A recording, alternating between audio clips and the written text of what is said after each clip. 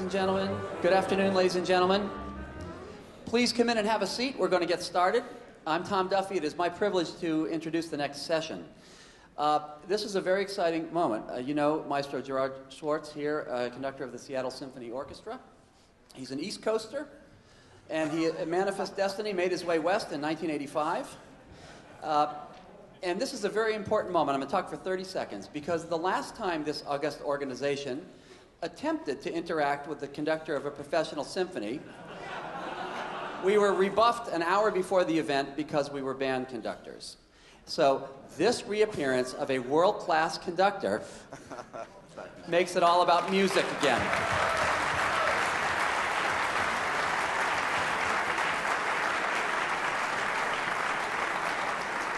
He is a champion of American music, so why not us? So the three students today, Brandon Hotail and Aaron Bodner, and we begin with Dennis Llinás. Thank you, sir.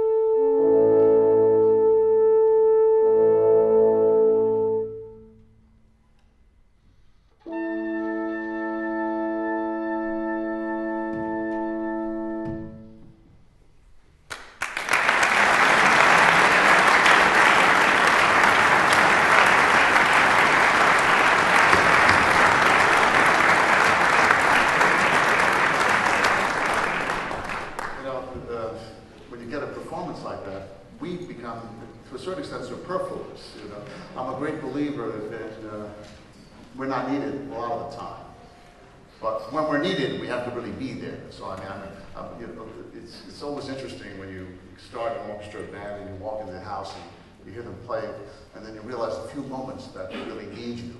But you did a beautiful job, just terrific. And you guys played fabulously, really just gorgeous playing, really gorgeous.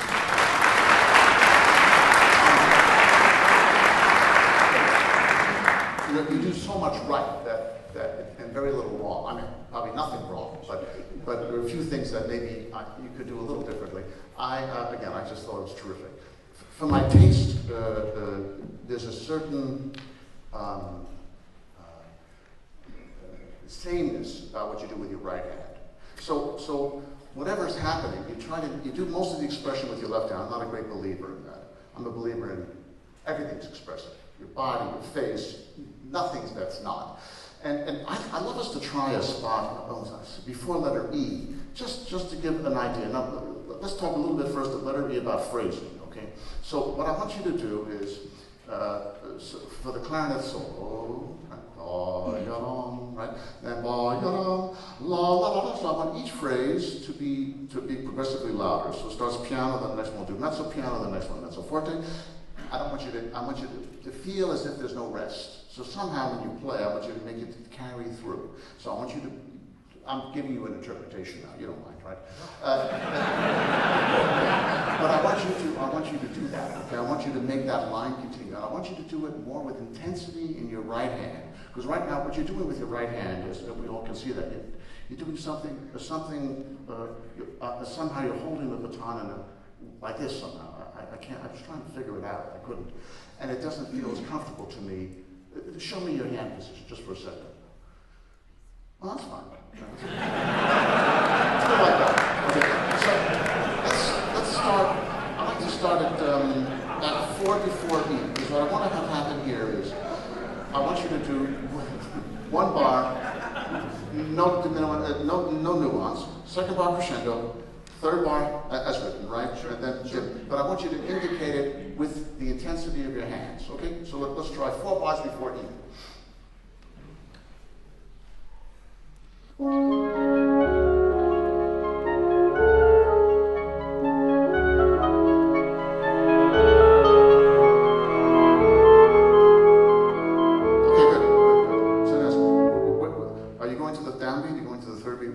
Where's the high point of that?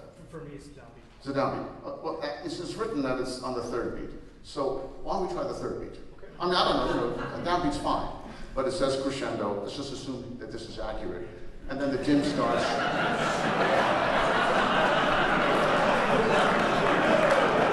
The dim starts after the third beat. All right. So let's do one more time.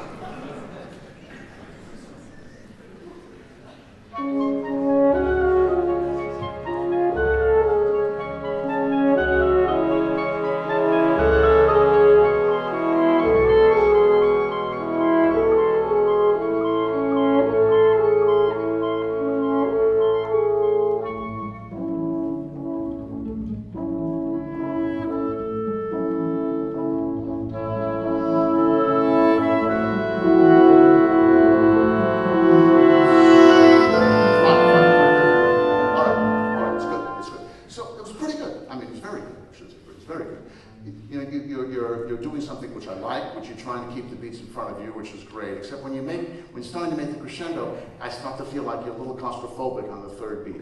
But I also feel there isn't enough intensity. And, it's almost as if the baton you grab and it's in molasses and you're making that crescendo. Then I want, what's your name? Debbie? Gabby? Like Gabriella? Is it Gabrielle? Gabriella? Gabriella, that's my daughter's name. That's right, you know. Llinás Stark used to say there are 3 Gabriellas. My daughter, his daughter, and George Schwartz's daughter are all Gabriella. We say Gabi. What if I call you Gabby, I can't do this. I'm a West Coaster, but not that much. I want you to play your solo without any rests. And I want you to continue the crescendo. Okay, I want you to do exactly the same thing. So I want you to have more intensity, and you're going to mold molasses. So there's no, and and don't let up. So when the dim starts, you're in the third beat, and you're there, and then you slowly start your release. So you don't release too soon. What you did this time is you made the crescendo, got to the third beat, then you kind of released, and then good. And then when it gets to the when it gets to the tempo now. By the way, the cello, you do exactly the same. You do that crescendo. She did the crescendo, and you lead her too. Okay, good. Do one more time. Last time, same spot.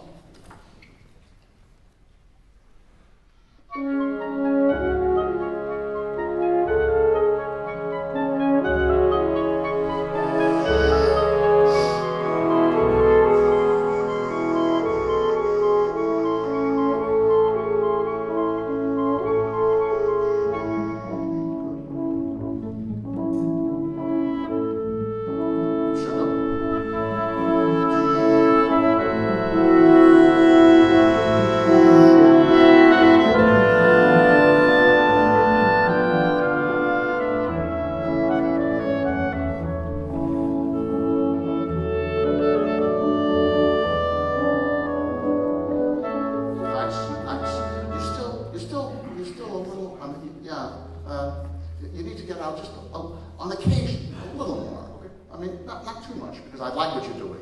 You know, it looks good too, right? Doesn't it look good when he does it in front? Otherwise, it looks like you know, you see these guys are here, you know, what's all that? So you can, you know. But I think you could do a little more. Let me just do a little. Can we do a bit?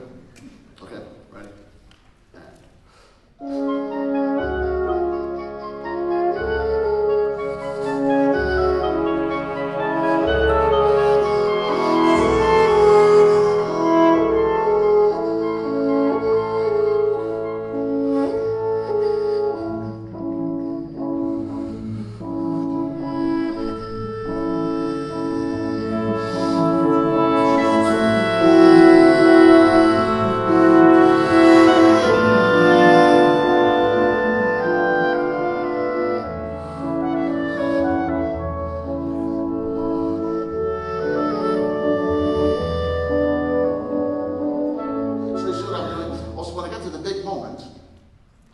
So I was very intense, right? Then all of a sudden it just opens up, and everybody just opens up, and it's everything. It's leaning over, standing up, moving out, moving in. You know, the dip was too fast, but I couldn't help it. I couldn't do anything about it. You were always solved. Oh God, what am I going to do? Nothing I could do.